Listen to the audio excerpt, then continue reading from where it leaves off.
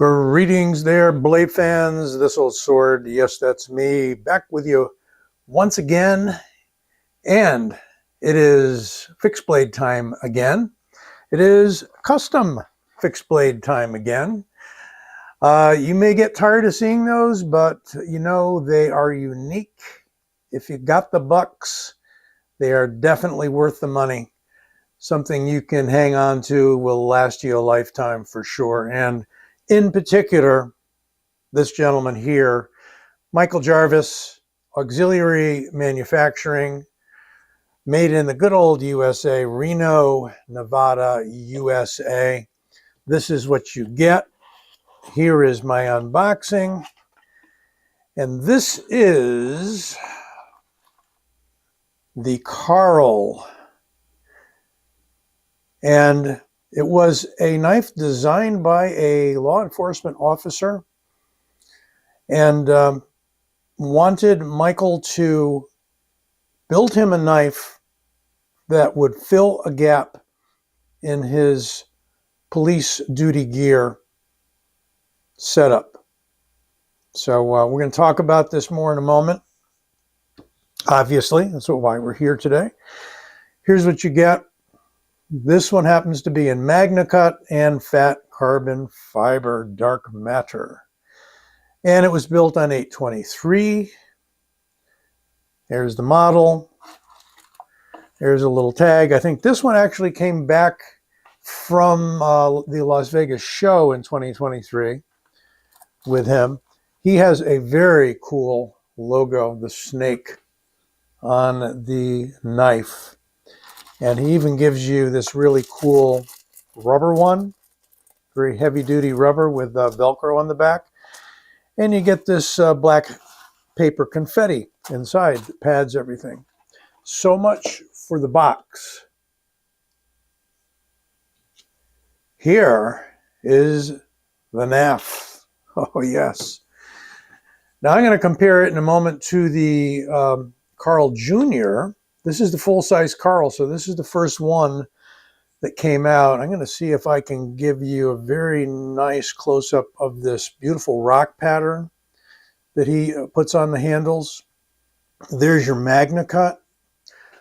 Don't ask me what the HRC is. I didn't ask him, but I know that if Michael chimes in on this review, he might let you know. But you know, I'm thinking and hoping it's way up over 60. So I think his AEBL steel is like 61.5 or something like that, at least 61. So if he's hardening AEBL up that high, he's very likely to be hardening the Magnacut well up into the upper limits. That's all I can say. But I suppose I should have asked.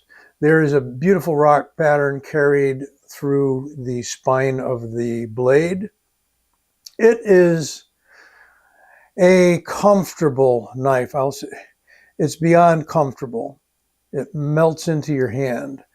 And you've got a bird's beak on the back there that when you hold it in the point down Pikal position, perfectly aligned with the forearm at 90 degrees, and lots of room, nice shelf there for your thumb to cap the pommel. Really, really, really nice. You also get an excellent Kydex sheath with what looks like a DCC clip, but I don't think is a DCC clip brand, but it is very, very close to being one. I could be wrong and maybe it is, but I don't see any of the usual markings on it. And yes, it's movable up and down, so I don't see as how I'd need much more than this for carrying inside the waistband. Locks in very well, very, very tiny amount of rattle. If you're not doing sentry work and sneaking up on people, you know, I think you'll be fine. While there's no push off here, you can push off here very easily. So with one hand, I can easily take that off. But I'd almost prefer to push right on the clip if I need to pull it out of the pocket. And yeah, you could carry this in the pocket. It's a 4-incher. It's a little bit bigger than the Karl Jr. that's a little more pocketable. But what jacks the price of this up beyond the usual high, I think it's like 270-ish. What brings it up over that price point is the Magnacut, obviously, and the Fat Carbon. Let's do some measurements. 8.5 inches. Okay. And it's actually just shy of 4 inches. We got like 3 7/8. So if your jurisdiction says can't have anything 4 inches or over, I think this is a good thing for you. I'll have to get out to the widest part of the rock pattern, 0.62, nicely contoured, plenty to hang on to. 0.13 on the steel, 3.3 millimeters.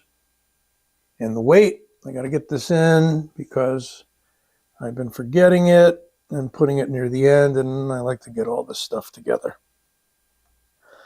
It is 5.11 ounces. Really not bad.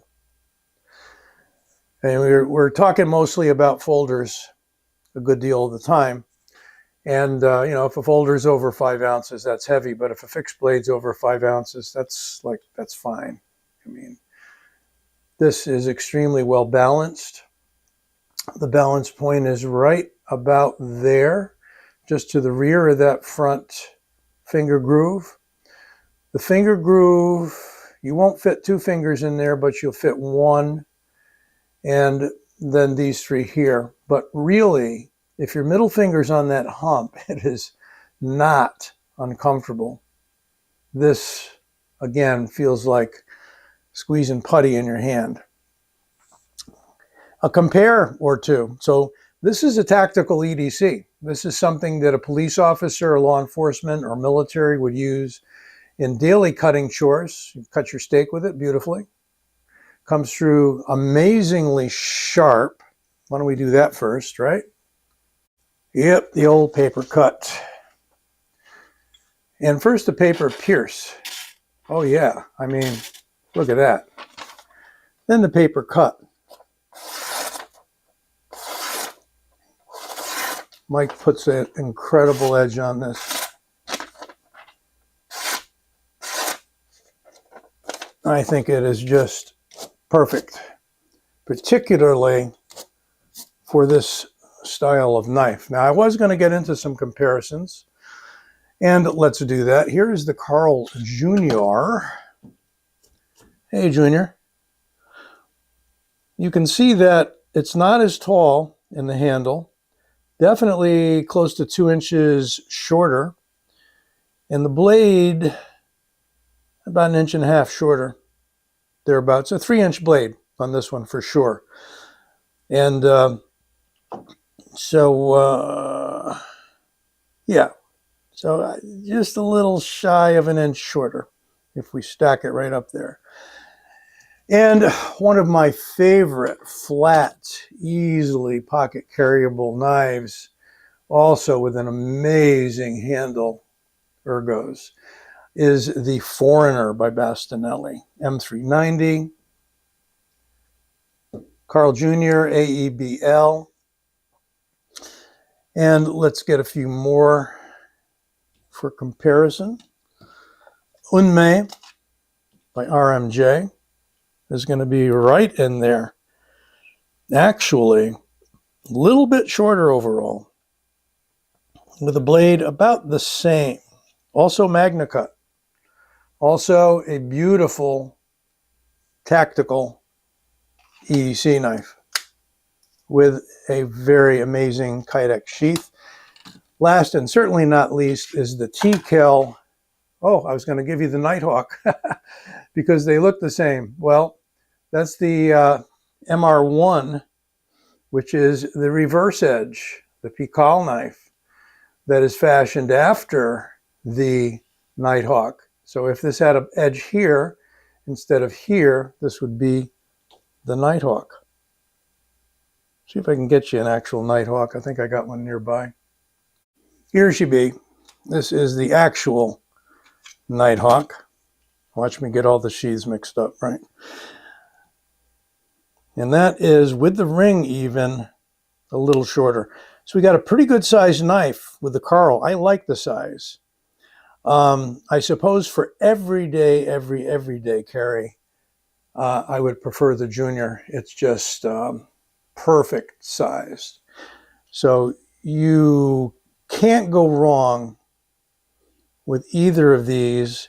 And I'm going to be having a bottle rocket double-edged knife by Auxiliary Manufacturing review available very soon as well, because I got one of those in at the same time as the large version of the Karl. Let's take one more look around. We got a beautiful stonewash blade. I would call it heavily, not heavily stonewashed, but stonewashed. So kind of a smooth stonewash. Here we have the Auxiliary Manufacturing stamp on one side. There is no steel marking. Couldn't find one anywhere. But since when you buy the knife, you are given a signed certificate here of authenticity. I don't know that it's signed, but it is there. Definitely the Auxiliary Manufacturing's card. Oh, there you go. Michael Jarvis, okay. So if you need his info, it's right there, although I will be providing links as well. Beautiful, beautiful knife if you're looking for something in this category. And this is coming in, he was asking $365 for it, but he brought a few things back that he either sold for that or maybe slightly less. I'm not 100% sure. I don't want to start discounting stuff if that's not what he's doing. But there you have the Karl, Auxiliary Manufacturing, Michael Jarvis. Check him out. He has got some really, really neat stuff that he churns up in his creative mind. Be well, take care. Don't forget to give this a like and subscribe. I'll be back soon.